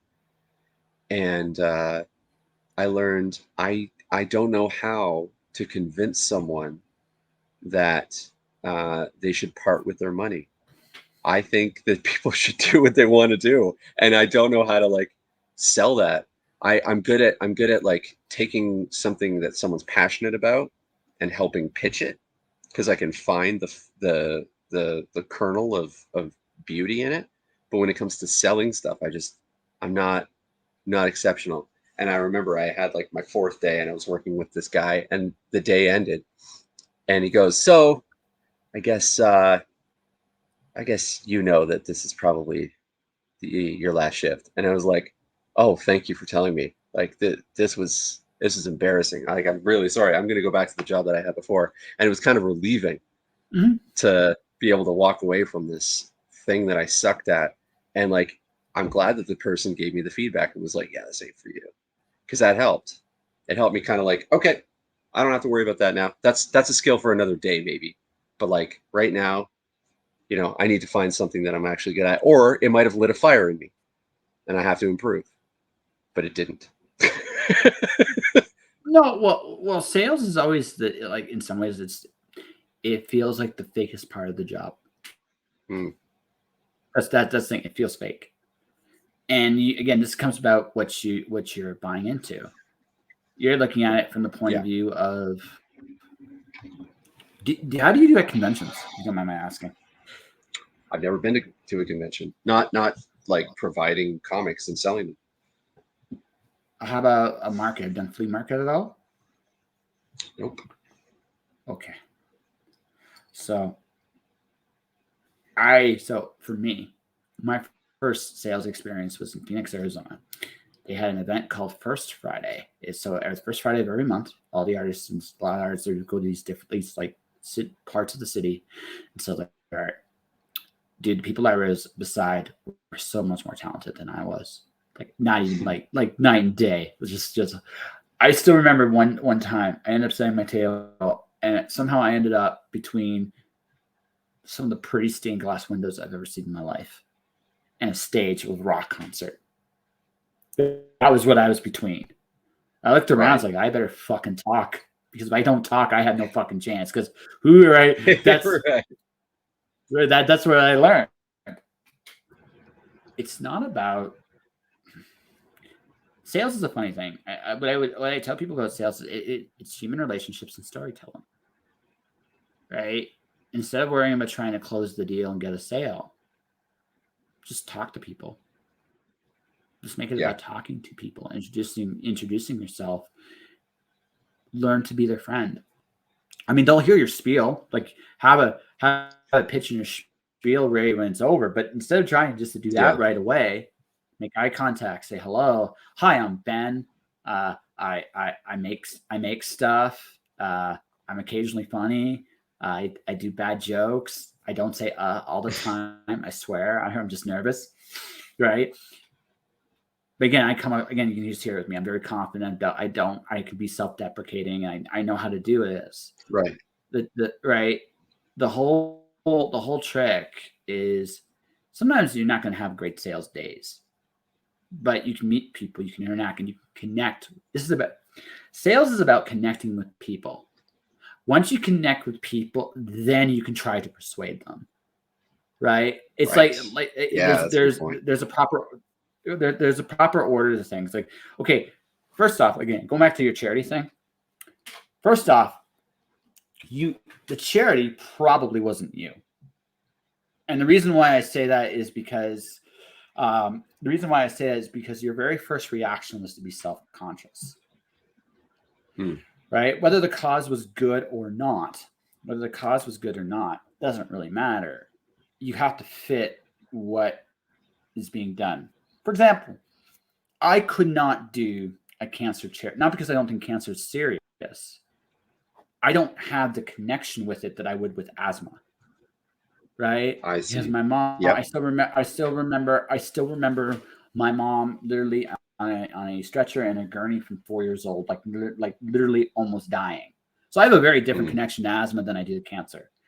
Right? Right. So I'm going to treat that a little differently. So that's the first thing. Right. Because with asthma, you have a story, like you were saying. I have a story, but I have a connection. I have a connection to it. So it's much easier for me to be persuasive because I've seen it myself. Right. I could do the same thing with dementia as well. Right. I could do the same thing. So that's because those are experiences I've seen for myself. It's much conceptually speaking, I love the idea of the Salvation Army or the cancer and all that stuff, but not everything that's out there is for me. Yeah, it's for somebody else. So I'm not going to be the best spokesperson for that thing. So true. That's the first thing. So it goes back to what I said earlier when we were talking about comics and your music. You genuinely have to be excited for what you're doing. Yeah, I was not excited for that job. No, at all. You were self-conscious as fuck because you didn't feel like you belonged there. They gave you a script, probably you didn't. You had no idea what you was doing, which is bad enough. And on top of that, they probably gave you some kind of stupid script that didn't work, that you couldn't buy into. Awful. Yeah, it was terrible, right? Stupid script you didn't believe in. I'm sure the guy was a decent guy, but this is one of those things. They were great people. Yeah. But again, if you watch how they do it versus how you have to personalize what you're doing before you can do anything else. You got to find your story with it, for lack of a better term, and then you got to tell your story. Yeah. And once you tell your story, it's not going to hit everybody because it's not, again, same thing. You can go to them blue in the face with me of cancer or heart disease or all those things, right? And it's not going to hit me the same way that someone that's been through those things has. That's true. Right? It's Yeah. just not. It's just not. So that doesn't mean I don't think they're like any less real or not real. I know they are, but there's something again. There's something about There's something about having that connection to something. So yes, that's the very again. So before you do anything else, before you have to make that connection, and then you try to persuade them. Yeah. You know what? You're making a lot of sense. Yeah. And this is like, it's interesting because I'm going back to school in September. I'm speaking of doing things that, stepping out of our comfort zone. The last time I was in school was second year of university, and I dropped out and spent a lot of time paying that debt back. So, like, I'm definitely violating all my instincts by going back, but Why you going back? it's the right thing, man. Yeah, I'm going for child and youth work, Okay. and I really think, like, what you were saying about making connections and like storytelling. The passion I have now, I've realized, and I've learned this through writing. I've learned this through Mm-hmm. writing Apex and writing the novel that I'm working on. I've also learned it through music and also through all the work I've done, because I've always worked with people who uh, don't get a fair shake, and uh, a lot of them have they struggle with mental health issues or Mm-hmm. addiction, or their parents were just not up to the task, or whatever it happens to be. And um, you know, I have a passion for seeing what is like how people are in their own way and helping them untie the knot. You know, and it's when I started working on creative stuff, I thought that I was just going to get good at cool shit, and like, it's therapy, man. It's Mm-hmm. great therapy. I think Yeah. that might be the most valuable thing. And like, to speak to what you were saying about being passionate about the thing you do, like, that's what people key into, in my Mm-hmm. experience, Yeah. is like not just what you're writing, but why you're writing. Like, what's your why? Yeah. You know? Absolutely. Again, this is I keep it. I've simplified this. You're telling your story. So what do you give a shit about the story you're telling?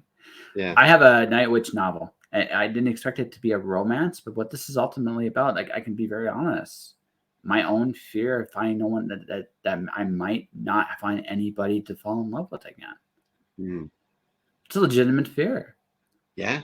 right? It's a legitimate fear, but that's where it's coming from, right? And that's where this story is coming from. At least this particular version of the story is coming from, Hmm. and it's real. And that's a real feeling. There's a lot of people out there that go off. Some people like make the peace with being by themselves, and there's value in that. But there's also that part of me. It's like, well, maybe I'll find someone out there for me. Maybe not. Right. Right. But writing about that fear, honestly, Hmm. is a good thing, right?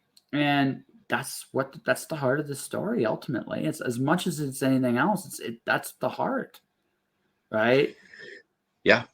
So guess what I'm going to be doing, right? I'm going to be hitting the urban fantasy section of the things when it's done, because it's got flying dinosaur prison breaks, it's got karaoke brawls, it's got all this crazy shit in the middle. But when you get right down to it, it's about someone afraid that they're not worthy of being loved. That's really what this Yeah. comes down to. And you know, Well, that's you a sold it for me, dude. That was a hell of a pitch. yeah, yeah, that's all right. That's it. And right now, you can read it for $1 a month on Patreon if that's what you want to do. There we go. Yeah, there we go. There we Right. go. So that's it. That's real. Yeah. Yeah. Right. So how does And this Patreon shit work? Because I'm curious about this. so basically, I so again, this is sales, but you might have it easier than me in one sense because so basically what I'm doing is I decided that I had to come up with an offer I thought that people would pay for on Patreon. So it's like doing a travel show where I go on crazy fucking adventures seems like something that'd be fun. It's like, why? I am looking for where I belong. And that's really the story I'm telling here. And I'm going to do this by going on the road and meeting the people I've happened to met over the years doing this show. That's the journey. And in this journey, I'm hoping to find whatever it is I'm looking for. And that's the pitch, really. When you get to the that's the $5 a month pitch. But while in between those shows, I'm also releasing drawings and writings and stuff like that. And I'm building. This is the part of me building a community on my own. Right. Now, it makes sense to do that because what I'm doing is ultimately, I believe in my creativity more than I believe in anything else. Like I think I've been put on this world to be a creative son of a bitch, come up with a lot of crazy ideas and tell great stories that make people think and question their own place in the world, and maybe seek something better. That is my conceit, but I'll take it, right? And that's what I want to do. And in the process, I'm telling stories, but I'm hearing other people's stories too. And that I think is valuable, right? That's valuable. So that's my offer. And the rest, now again, I'm learning. I'm literally filming. This is not, I'm filming it with a video camera. I'm doing my own video editing. I'm trying different things out. So right now it's kind of like, it's a hodgepodge. So yeah, I ended up working in film after all in a weird way, but that's neither here nor there. But the whole idea is, this is valuable. This matters because I believe it matters. Now, whether other people do or don't, that's not. I no longer worry in a way. I don't worry about what the audience wants. This is about as much as what I want to do as me trying to find an audience for it. But that's it. I have an offer. Yeah. I have an offer. People can join in if they want to. And if not, that's fine. I'm still going to go on this journey. And along the way, I will win people over because I that is just what I believe. Well, like on the music front, so I've been gigging for 12 years, and it's been a journey. Played a lot of empty rooms, but there's this thing that I've always been doing that almost every band I've been in has had a difficulty with, and it's that I love instrumental music. And so very often we'll start jamming. In all the bands I've been in, something would just kind of emerge, naturally while we're all performing. And we would play through. Sometimes it'd be 5 minutes, sometimes it'd be 15 minutes.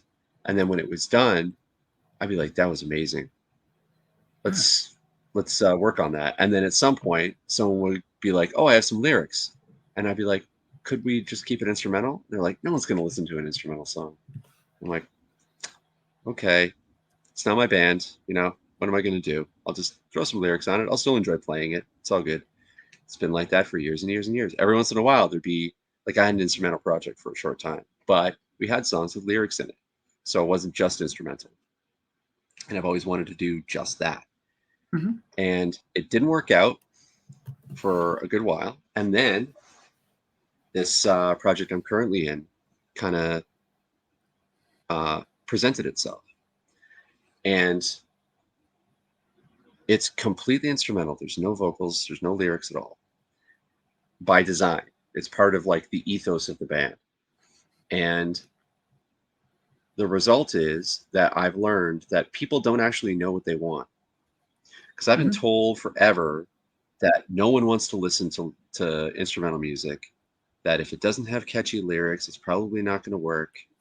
People, like, if it worked, then why aren't there any radio stations playing it? Why don't people listen to it in their car? Yada, yada, yada, right?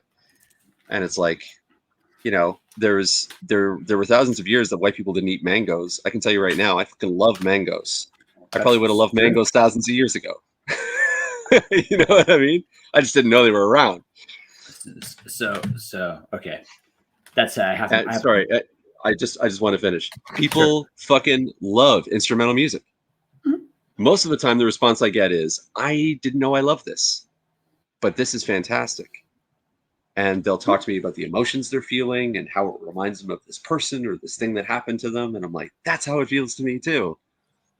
And what it required was all four of us in the band ignoring what everybody else said Mhm. and saying like, this is a thing that we know we have to do for our own reasons. Mhm. And people connect with it. Yeah. So I was going to put in a little joke. So since we last talked, speaking of all that, I became a Swiftie kind of by accident. But Okay.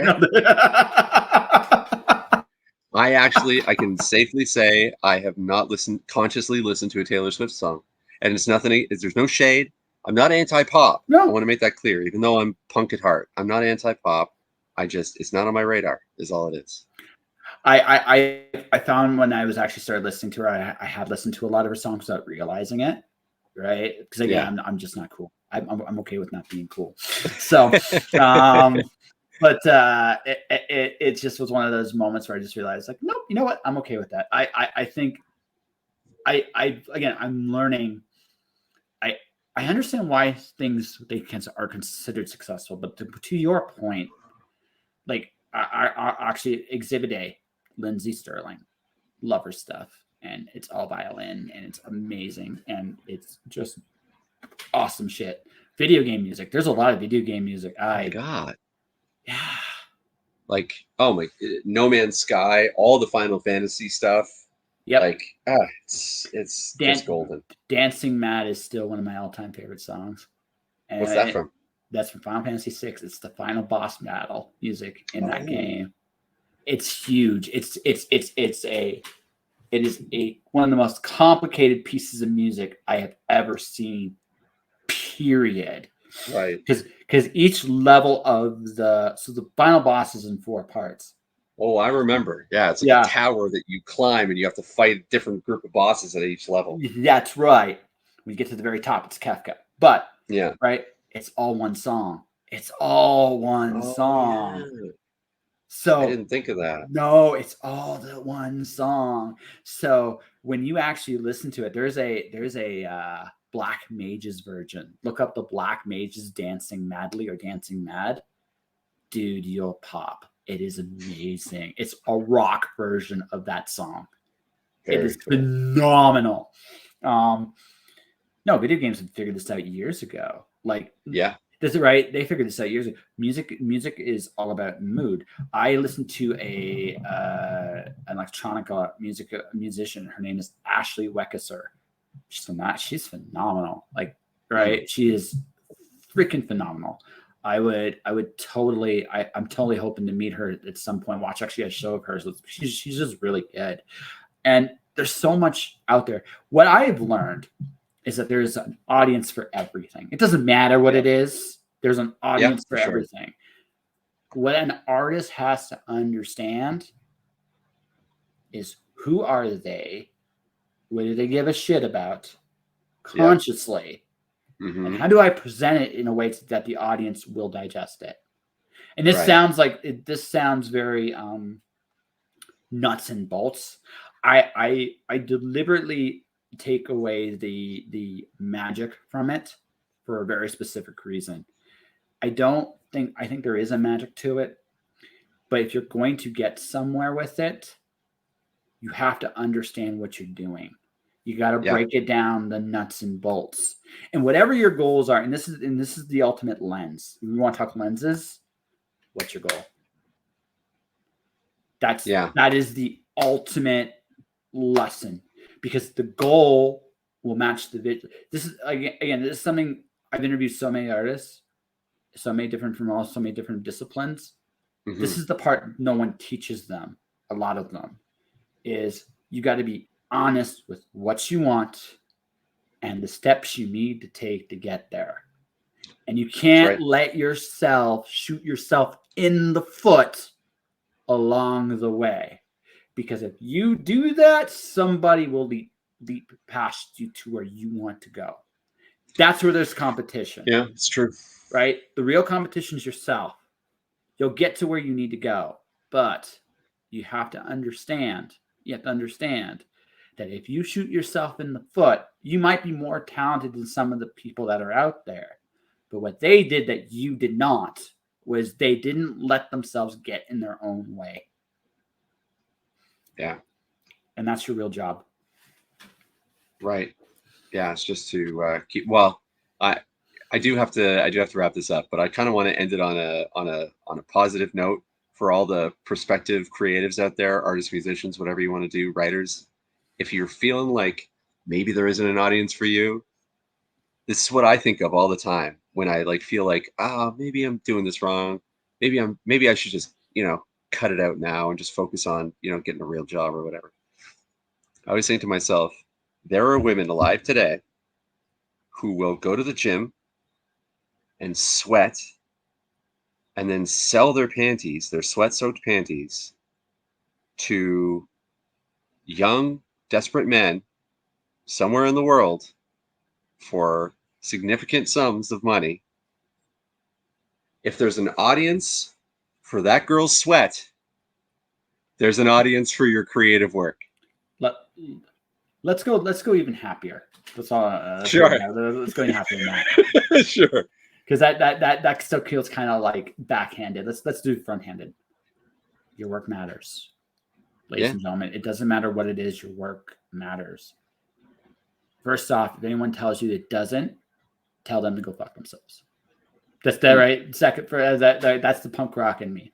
But the second point is the challenge. Your real challenge, folks, isn't that your work isn't valuable. The challenge is you got to believe it's valuable. Because otherwise you will never find what you're looking for. Believe in your worth. It's out there for you. And don't be afraid when the opportunity presents itself to go for it. Yep. That is it. And to the rest of you, I can't promise where any of you will end up, but a thriving artist is definitely a possibility. This year, as a freelancer, I have made a living wage a few months this year. Some months I haven't, some I have, but I'm getting there. And I've learned how to do it. It's all here. And it's all here. That's it. Yep. Yeah. And like on my end, writing, I have never actually made a cent. I've been fortunate I use that as a therapeutic process for myself. So sure. If I was pursuing it for financial gain, we would see what happens. But when it comes to music, I played for 12 years where I would get compliments, but I spent a lot more money than I ever got, well, way more, Mm-hmm. But all that work and all that time collaborating with other people and honing my craft and figuring out what my style is has resulted in like a genuine enthusiasm for the work that I do. And enthusiasm translates into a profession if you keep up with it long enough. You just have to keep up with it. And that's great. And that's a great way to end this podcast. But before we go, one last thing. Thanks, buddy. Thank you, man. I say this. Yeah. Thanks for everything. I wish good luck with university. Good luck with where you're going next. Don't be afraid of becoming who you've always been meant to be. Okay? And back at you, dude. Enjoy San Diego. Mm-hmm. And yes. Yeah, we'll have to catch up when you get back. It's going to be an adventure, like literally. So, folks, actually, Ben, where can people listen? I know you don't got nothing going right this minute, but you do have music that's where people can find you. So why don't you tell people where people can find you? Sure. Well, I'm on Facebook. I mostly just post like inspirational quotes I find or like interesting articles I find with like about space or psychology. But yeah, you can follow me on Facebook if you want, Ben Cook. I'm on Instagram at Zarathustra, ZAHRAHTHUSTRAH. If you care. If you don't, I get it. But Actually, you should definitely check out. Go ahead. do that again. First things first. Facebook here. Instagram. Okay. Give me a second here. We're doing this right, man. Okay, spell it for me. Okay. ZAH. Okay. RAH. You know? THUS. Yes. THUS. THUS. TRAH.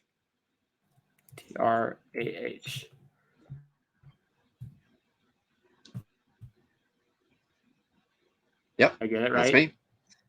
Yeah, that's right. They gave me an award for this. They no, gave me an award TRAH, for this. not THAH.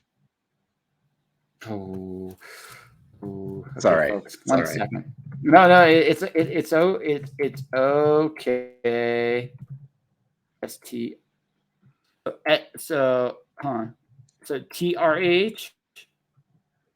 Yeah. 1 second here. Hold on. That's Did it. I get it? Did I get it? Woohoo! That's it. Final Fantasy Victory Dance.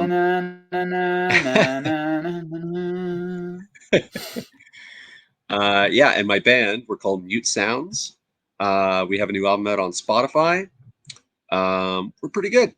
And so the basic concept behind it is the front man is a guy named Rui, who I love very much. We're family now, pretty much. And he lost his voice to throat cancer several years ago and started learning to make music and then put a band together. And now we're a purely instrumental post-rock band traveling around Ontario. So nice. Yeah. So it's the band's name. Is there a website for the band? Mute Sounds. We do have a website, mutesounds.com, I believe. Okay. And we have a Spotify, we have Instagram, we have all that stuff. Just look up Mute Sounds. So definitely check that out. All right, folks. Before we wrap this up, because there is no podcast next week for obvious reasons, I will not be doing anything there. But if you want to support me, you can definitely do so right here. I just mentioned for $1 you get access to a story about a night witch killing evil versions of the Knights of the Round. But what it's really about is a woman who has gone down a dark road for so long, she's not sure if anybody would ever love her again. And what happens when she finds someone that just might. Definitely check this out right here. $1 will get you access to the story. If you want to support the show going forward post 1,000, you can also look at the first 6 episodes that are currently up there right now. $5 a month gets you access to all of that stuff. So definitely check that out. And that will do it, folks. I will be back at the last week of July. Now, I'm not entirely sure when, because as I pointed out to my buddy, this is going to be an adventure all the way through. I do promise there'll be lots of film about it. So for everybody watching, everybody listening, thank you for watching. Thank you for listening. Stay inspired. Keep shining in the dark. And I'll see ya. We got 1 more month left to go, ladies and gentlemen, before this show, as we know it, wraps up in this current form. It'll be a blast. I want to thank Ben. Thanks, Ben, for being awesome. And for everybody watching, Thank you again. thank you.